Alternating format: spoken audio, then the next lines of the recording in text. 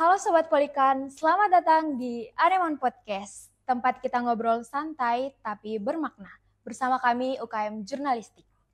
Nah teman-teman, di episode kali ini spesial banget karena kita kedatangan sosok yang sudah memimpin Polikan dengan penuh dedikasi dan kini sedang berada di akhir masa kepemimpinan periode 2021 sampai 2025.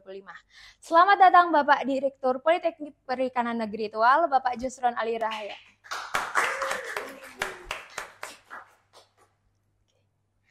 Oke Pak, Ya. Halo Pak, gimana kabarnya Pak hari ini? Alhamdulillah baik. Oke Pak. Suasana cerah ya. Iya Pak. Kalau boleh tahu Pak, belakangan ini kesibukannya apa saja Pak?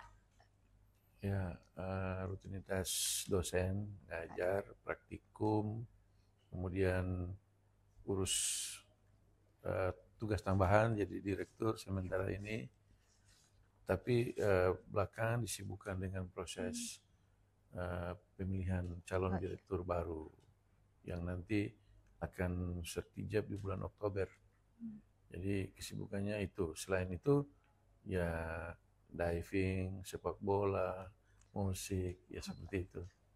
Wah ternyata Bapak Direktur kita lumayan sangat sibuk sekali ya teman-teman. Oke Pak, Bapak kalau boleh kita flashback ke awal masa kepemimpinan Bapak, apa sih Pak yang pertama kali Bapak pikirkan ketika dipercayakan untuk memimpin Politeknik Perikanan Negeri Tual Pak?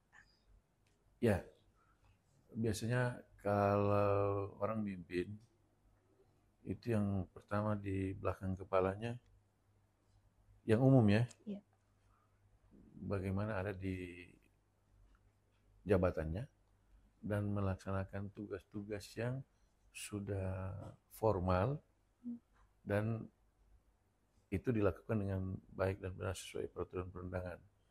Saya mendahuluinya dengan berpikir, kampus ini kelemahannya apa, kekurangannya apa. Jadi semacam kajian atau analisis, bukan SWOT juga sih, tapi analisis pribadi bahwa kelebihan kita apa sih, kekurangan kita apa. Kenapa kita belum ada di level tertentu seperti A, B, C, atau apa masalahnya gitu. Nah, jadi itu yang pertama di benak saya. Dan kemudian saya berkaca pada apa yang sudah dikerjakan oleh pendahulu saya, Pak Petrus Berbuat dan Pak Dr. Egyons Renyaan. Kemudian hal-hal yang baik-baik saya perbaiki, saya inovasikan, dan yang jadi kelemahan kami kita evaluasi untuk dilakukan perubahan. Jadi itu dituangkan di dalam visi direktur dan misi direktur dan menyesuaikan tentunya dengan Renstra Polikan, ya seperti itu. Iya Pak, ternyata sangat banyak sekali ya Pak yang harus dipikirkan. Yeah. Kayak berikutnya, selama masa kepemimpinan Bapak, sudah pasti kan Pak banyak momen yang berkesan.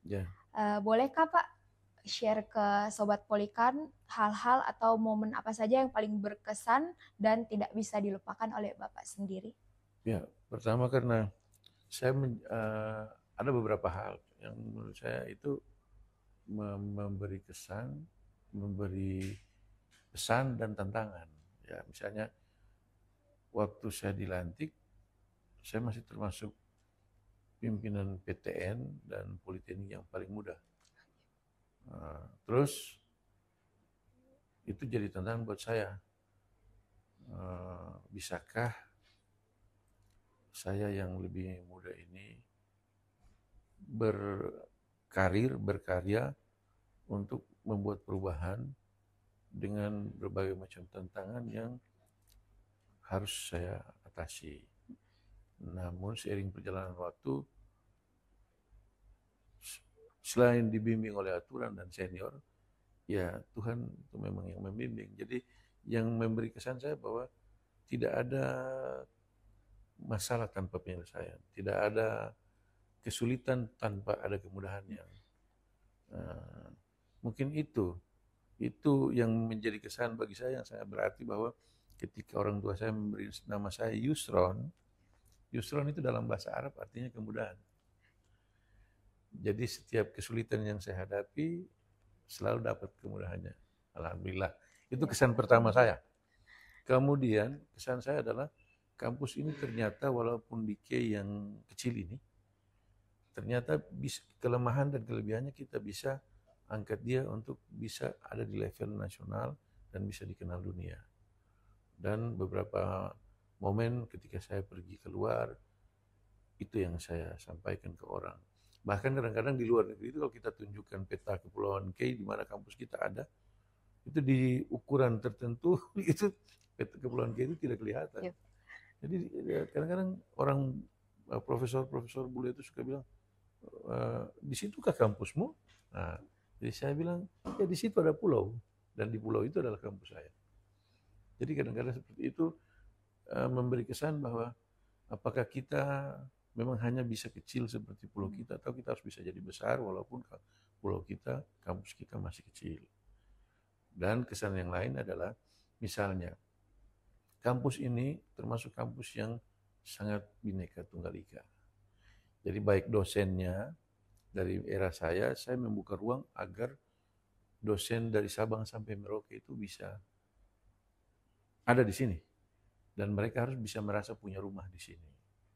Begitupun kami berharap mahasiswa. Dan yang luar biasa, ketika awal periode pertama saya memimpin, sebelumnya kan saya wakil direktur bidang kerjasama. Nah, kita secara tidak terduga, ketika Presiden Timur Leste Pak SBY masih presiden waktu itu minta dukungan pemerintah Indonesia mendukung pengembangan pendidikan vokasi di sana. Pak SBY meminta Pak Menteri, Pak Dirjen untuk membentuk tim. Kita dipimpin oleh tim ITB, tapi ITB itu benar-benar objektif. Walaupun diminta memimpin tim, membentuk tim untuk membantu Timur Leste, dia tidak mengambil universitas. Walaupun dia yang memimpin tim, dia ambil semua tim terdiri dari Politeknik. Dan alhamdulillah Politeknik yang bernuansa perikanan, berbasic ilmu pengetahuan perikanan kelautan, satu-satunya di bawah Kementerian Pendidikan itu kita. Sehingga kitalah yang diberi peluang untuk membidani lahirnya pendidikan perikanan kelautan vokasi di Timur Leste. Sesudah itu, datanglah mahasiswanya 2 tahun berturut-turut, kuliah di sini 24 orang, pulang dan mereka sekarang sudah mendapatkan pekerjaan yang baik dan luar biasa, termasuk pendapatan pribadi yang sangat di atas rata-rata. Sehingga itu memberi kesan bagi saya ketika saya menjadi direktur, kita belum menginternasionalkan kampus ini, tapi kita sudah punya kelas internasional. Itu yang menurut saya sangat berkesan dalam bagaimana bekerja mengembangkan kampus ini. Selain itu memang masih ada hal lain, tapi tidak benar berkesan, tapi tidak benar-benar berpengaruh pada konsep pengembangan kita. Ya. Saja Pak. Ya. Dari apa yang Bapak sampaikan tadi, saya dapat mengambil kesimpulan bahwa dalam segala tantangan yang ada, kita harus selalu mengandalkan Tuhan. Iya. Pak, untuk berikutnya, kalau boleh tahu Pak, ada nggak Pak hal yang paling Bapak banggakan selama masa kepemimpinan Bapak? Saya itu bangga bisa capek kalau kerja untuk Polikan. Kalau saya tidak akan bangga kalau misalnya jadi direktur hanya menggunakan mobil dinas, bisa berangkat dengan kemana-mana dengan perjalanan dinas tapi saya bangga kalau saya capek bekerja untuk Polikan. Begitu merasa capek di situ saya merasa bangga. Saya bisa capek hari ini untuk kerja untuk kampus.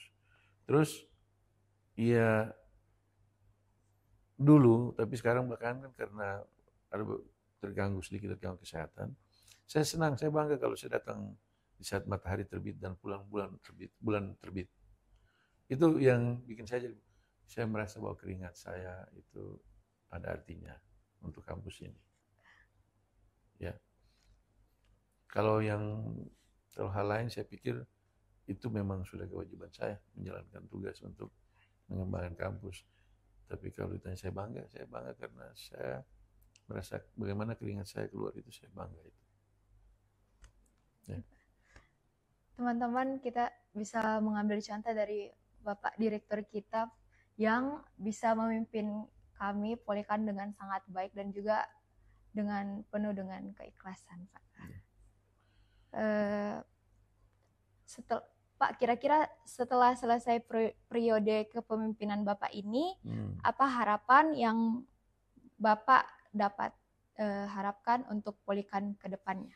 Ya, kampus ini kan kalau di kampus Polikan termasuk kampus paling tua di Kepulauan K ya, di Maluku Tenggara, kampus pertama.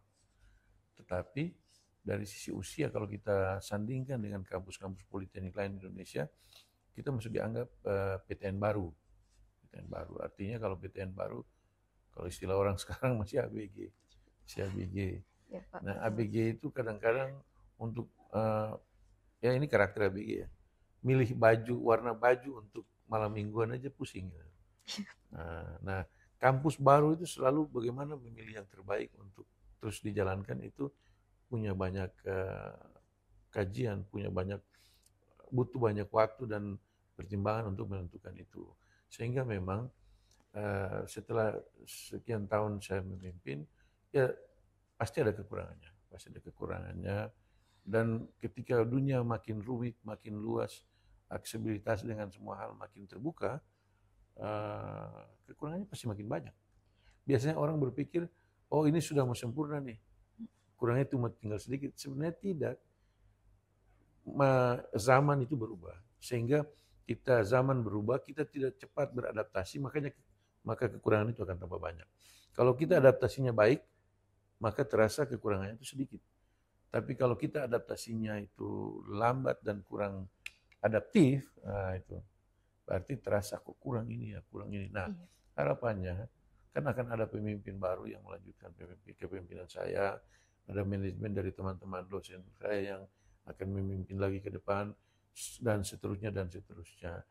Saya berharap apa yang sudah ditapaki perjalanan kampus ini sebelumnya, dievaluasi hal-hal yang belum baik, diperbaiki, belum ada diadakan, dan meneruskan hal-hal baik yang sudah jalan baik, tapi bagaimana kemudian menginovasikan lagi dan menghadirkan hal-hal yang inovatif di kampus ini, sehingga kampus ini tidak stagnan atau orang berjalan di tempat, tetapi bisa berlari atau bahkan meloncat lebih tinggi.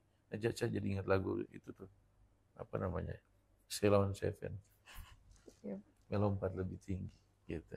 Jadi memang kalau orang ngejar orang lari itu harus sambil agak melompat. Coba perhatikan kalau orang sprinter itu, kalau kita perhatikan di gaya lambat televisi itu, sebenarnya dia kelihatannya seperti melompat. Melompat dengan cepat. Ya. Tapi dia namanya juga sprinter. Berlari lebih cepat dengan cara yang lebih diinovasikan gitu. Jadi lari cepat tapi agak meloncat, melompat lebih tinggi. Kira-kira begitu. Iya, Pak. Saya berharap bisa lebih baik. Iya. Oke. Sahabat Polikan, mari kita doakan bersama semoga harapan Bapak Direktur dapat tercapai untuk kepemimpinan berikutnya. Ya. Pak, ini podcastnya Anemon. Iya, Pak. Oke. Nah, Pak, sebagai penutup, Pak, nama podcast kita sendiri kan Anemon Podcast, tuh, Pak. Iya, saya lihat di sini. Jadi, nah iya, Pak. Keren.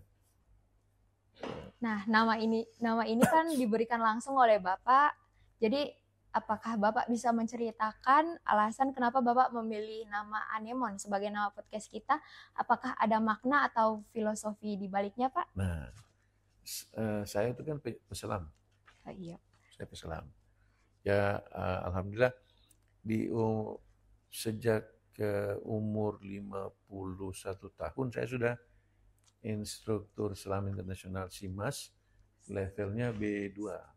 B2 itu tinggal kayak letnan jenderal, tinggal satu level lagi. Luar biasa. Nah, tapi karena keseringan diving, saya kadang-kadang suka mengamati, kebiasaan saya. Setiap apa yang saya lihat, biasa saya berpikir, kok bisa begitu ya? Kenapa begitu? Terus, kenapa dia seperti itu? Tapi karena latar belakang ilmu saya bukan biologi laut, Saya kan orang teknologi kelautan.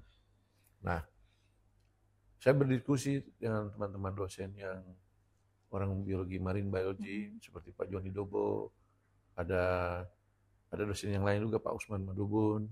Mereka punya pengetahuan yang cukup baik untuk biologi laut. Dan saya dapatkan gambaran bahwa termasuk terakhir tuh kita bantuin Ibu Yula. Kita dapatkan anemon dan ikan Nemo kan untuk penelitian. Nah, kemudian eh, eh, saya lihat kenapa anemon ketika Pak Wadir Tiga diskusi sama saya, ini kita mau buat podcast nih. Saya bilang, ya manfaatkan saja fasilitas yang sudah ada, UKM. Tapi namanya apa ya yang paling cocok? Saya mikirnya begini,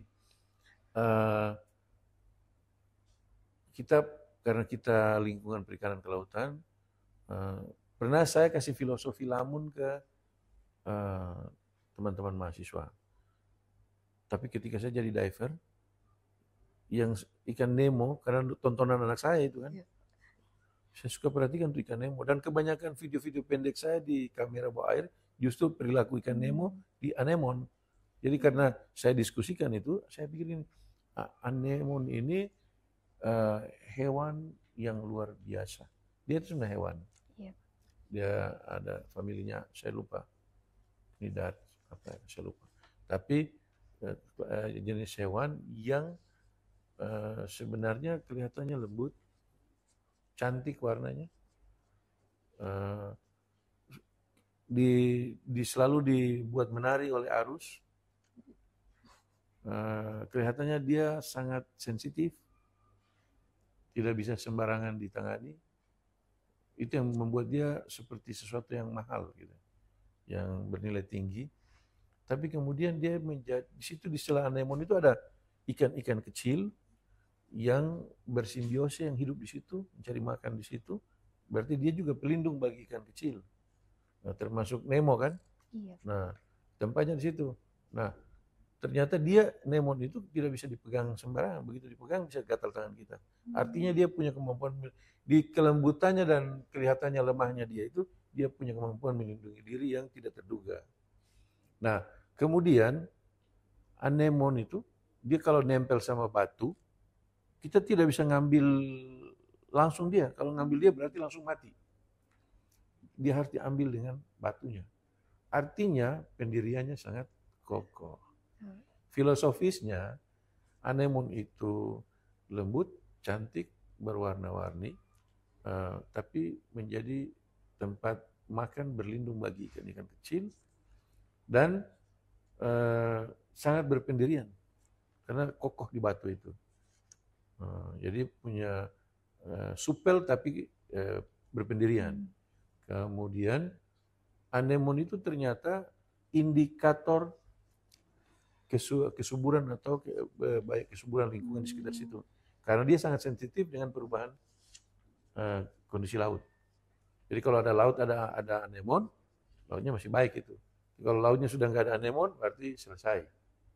Itu udah. Nah, atas dasar itu saya pikir orang perikanan itu kayaknya harus belajar dari karakter seperti itu. Mendasari pemikiran, cara hidupnya seperti itu. Jadi waktu ditanyain Pak Wadir Tiga, kasih nama lamun tapi terlalu umum. Anemon saja deh. Nah, lamun kan agak sedikit tepi pantai, nanti jadi agak beda gitu. Tapi kalau filosofi lamun ada lagi tuh, kalau ada anemon ada lagi. Itulah anemon. Makanya sebaiknya kita pakai anemon. Sepakat saya sama Wadir Tiga. Nah, seperti itu. Ya Pak. Ternyata Pak, Anemon Podcast sendiri memiliki makna yang sangat mendalam ya Pak. Ya. Oke. Untuk pertanyaan yang terakhir, kira-kira apa harapan Bapak kepada mahasiswa Politeknik Perikanan Negeri Tual saat ini dan juga kepada UKM jurnalistik sendiri Pak? Iya. Yang pertama untuk mahasiswa Polikan dulu ya. Jadi begini, ada istilah di remote sensing nih. Iya. Garbage in, garbage out. Kira-kira apa Pak? Nah, kalau kita masukkan sampah di sebuah proses, keluarnya sampah juga. atas dasar pemikiran itu kami berusaha agar yang kita ambil bukan sampah. Artinya produk yang kita input masuk ke kampus, seburuk-buruknya produk itu dia punya kelebihan atau sesuatu yang baik bagi dia untuk kita proses pendidikannya di Polikan, sehingga keluarnya dia menjadi sangat lebih baik dan sangat berguna. Istilah paling umum kan kompeten. Siswa yang kita ambil itu, yang kita luluskan harus punya standar baik. Kita proses dengan metode dan pembelajaran yang ada di Polikan, lulusnya adalah mahasiswa yang kompeten di badan profesional di bidang perikanan kelautan dengan nilai plus yang lain. Misalnya gini, dunia kerja itu sangat tidak menentu saat ini. Standar bekerja dengan kompetensi lulusan di pendidikan tertentu makin hari makin naik. Dunia industri, lapangan kerja sangat terbatas, persaingan lapangan kerja makin tinggi, lulusan perguruan tinggi makin banyak. Kalau kita hanya lulus sebagai mahasiswa berijazah, maka tamatlah kita dalam persaingan. Kita harus punya kompetensi kelebihan lain di luar bidang ini yang menguatkan bidang kita, sehingga kalau kita lulus, kita bisa bekerja. Karena orang bekerja itu tidak semuanya melalui jalur tes formal atau seleksi formal. Bisa saja dengan jalur yang tidak formal ataupun dengan jalur keahlian lain, minat dan bakat itu. Contoh, SMP sekarang, SMP 1 itu saya contoh, anak saya mau masuk itu ditanya, dia punya minat dan bakat apa yang pernah berprestasi. Untung anak-anak saya itu sejak 10 tahun, 9 tahun sudah berlatih scuba dan dia pesalam scuba junior scuba diver. Jadi anak saya umur masuk ke SMP, umur 11 tahun, sudah bisa scuba diving. Makanya dikeluarkan sertifikat sementara untuk junior scuba diving, bisa masuk sekolah. Nah, itu yang sering ditanya. Jadi dia, kalau anak-anak itu masuk dengan sertifikat tambahan, mereka dikasih di kelas A1, yang dianggap ini yang berprestasi. Nanti kalau yang biasa-biasa diurut. Nah, lulusan kita harapannya seperti yang kalian lakukan ini, anak-anak jurnalistik. Tidak sekedar kalau misalnya kan ada yang dari AWB ya. Saya sendiri dari MRPHP, Pak. MRPHP, diajarkan tentang rekayasa pangan. Nah, tetapi ternyata mampu mengelola jurnalistik. Artinya ada kelebihan lain dalam kemampuan berkomunikasi publik, membuat publicisting yang sederhana, dan itu menambah bobot kompetensinya.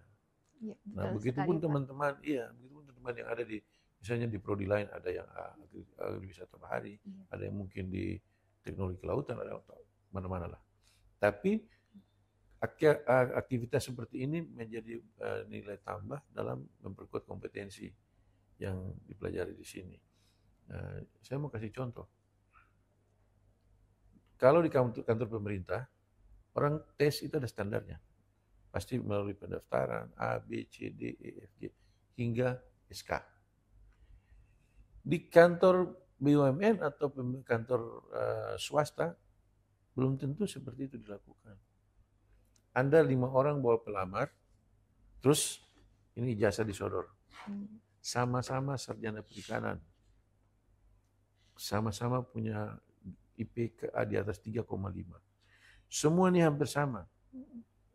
Begitu wawancara, ijazah itu tidak lagi bicara. Kan walaupun Anda punya IP 4 ijazah, waktu Anda wawancara, ijazah tidak bicara. Yang bicara Anda, yang menjawab pertanyaan Anda. Maka kemampuan berkomunikasi, attitude yang benar, life skill yang Anda geluti, itu menjadi dasar bahwa Anda punya kemampuan berkomunikasi ketika mengungkapkan kecerdasan Anda yang dituangkan di ijazah dan transkrip nilai itu. Sehingga pewawancara bisa menilai bahwa yang ini punya kemampuan lebih, yang ini punya. Sehingga dari 5 orang itu, Anda akan punya peluang lebih besar dibanding yang lain. Itulah yang saya maksudkan. Jadi dulu istilahnya sarjana plus gitu. Nah, mudah-mudahan harapan saya mahasiswa yang ada di Politeknik mau memperbaiki dirinya, memperkuat kompetensinya secara ya lebih apa namanya istilah lebih optimal sehingga kalau dia lulus dia punya peluang kerja jauh lebih baik dan itu tentunya berhubungan dengan penggajian si punya uang lebih banyak ya. Amin. Seperti itu. Contoh gampang yang satu lagi nih. Ada alumni kita yang saya tidak sadari dia menjadi orang hebat. Bisa bekerja bersama dengan orang-orang kedutaan Indonesia di luar. Bisa bekerja di industri yang besar. Padahal dia dulu lulusan di Polikan agribisnis kalau nggak salah, AGP atau JAP.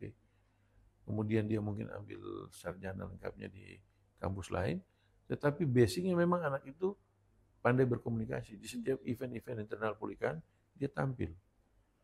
Itu memperbaiki kemampuan berkomunikasinya dan termasuk berbahasa Inggrisnya. Itu, seperti itu. Itu contoh yang real yang sudah terjadi. Ya. Mungkin saja. Oke Pak, mungkin itu saja Pak. Terima kasih banyak Bapak sudah berbagi cerita inspiratif di Anemon Podcast ini. Untuk Sobat Polikan yang mau mendengar cerita-cerita seru lainnya, jangan lupa tonton di YouTube Polikan TV. Sampai jumpa di episode berikutnya. Anemon Podcast Rumah Kita. Anemon Rumah Ikan, Polikan Rumah Kita.